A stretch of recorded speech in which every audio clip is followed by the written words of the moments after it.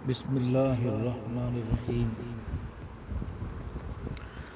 جو لوگ زندگی کی حقیقت کو سمجھنا چاہتے ہیں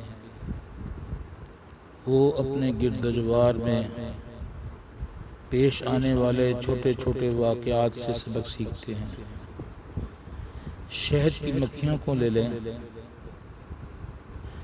اپنا چھتا جہاں بناتی ہیں اکثر ایسا ہوتا ہے کہ پھولوں کا مقام ان کے چھتے سے کئی میل دور ہوتا ہے۔ ایک پھول میں بہت تھوڑی مقدار میں رس ہوتا ہے، اس لیے بھی اس کو بہت دور دور تک جانا پڑتا ہے تاکہ بہت سے پھولوں کا رس چوس کر ضروری مقدار حاصل کر سکے۔ شہد جمع کرنے والی مکھیاں سارے دن اڑانے بھرتی ہیں تاکہ وہ ایک ایک پھول کا رس نکالے اور اس کو لا کر اپنے چھتے میں جمع کرے۔ مشاہدات سے معلوم ہوا ہے کہ شہد کی مکھی صبح جب اپنے پہلے سفر پر نکلتی ہے تو اندھیرے میں روانہ ہوتی ہے، مگر شام کو جب پھولوں کے مقام سے وہ اپنی آخری باری کے لیے چلتی ہے تو اس کا یہ سفر نسبتاً اجالے میں ہوتا ہے۔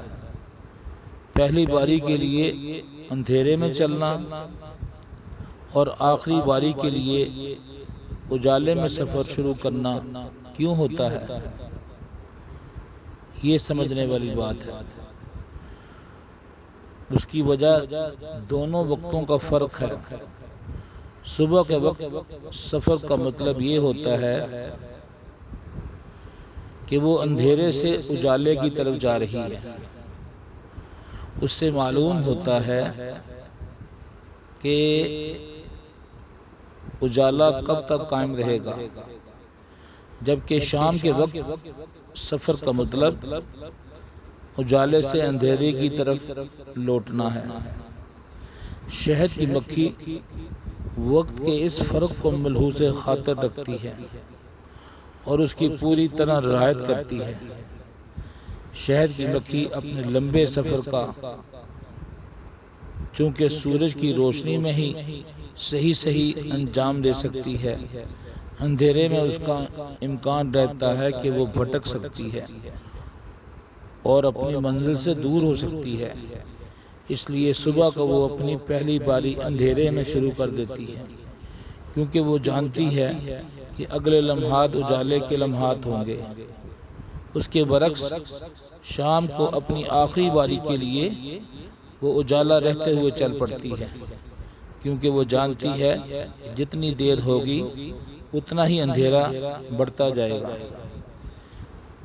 یہ ساری باتیں سمجھنے والی ہیں اور یہ قدرت کا بہترین سبق ہے۔ اس طرح قدرت بتاتی ہے کہ زندگی میں ہمارا ہر قدم حقائق کی بنیاد پر اٹھنا چاہیے، نہ کہ خوش فہمیوں اور امیدوں کی بنیاد پر آپ اپنی زندگی کا تعین کریں۔ آنے والے لمحات کبھی اندھیرے کے لمحات ہوتے ہیں اور کبھی اجالے کے لمحات۔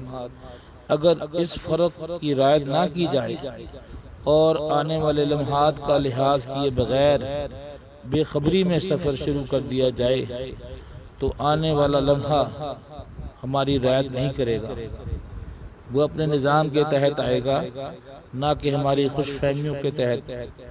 نتیجہ یہ ہوگا کہ کبھی ہم سمجھیں گے کہ ہم روشن مستقبل اور شاندار انجام کی طرف بڑھ رہے ہیں، حالانکہ اگلا لمحہ جب آئے گا تو معلوم ہوگا کہ ہم صرف اندھیروں کی طرف بڑھتے ہوئے جا رہے ہیں۔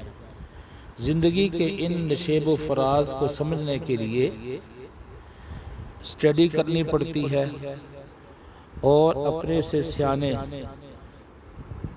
رہبر چننے پڑتے ہیں۔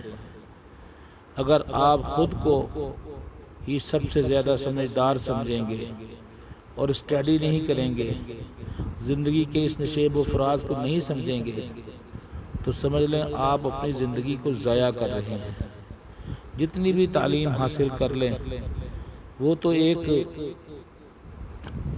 انسان کی کوشش ہوتی ہے، لیکن کامیابی کے لیے ہمیں اپنے سے بہتر رہبر کا تعین کرنا ہے۔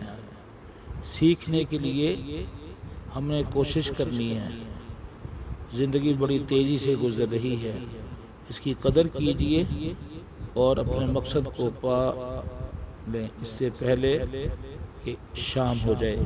اللہ تعالی ہمیں صحیح سمجھنے کی توفیق عطا فرمائے۔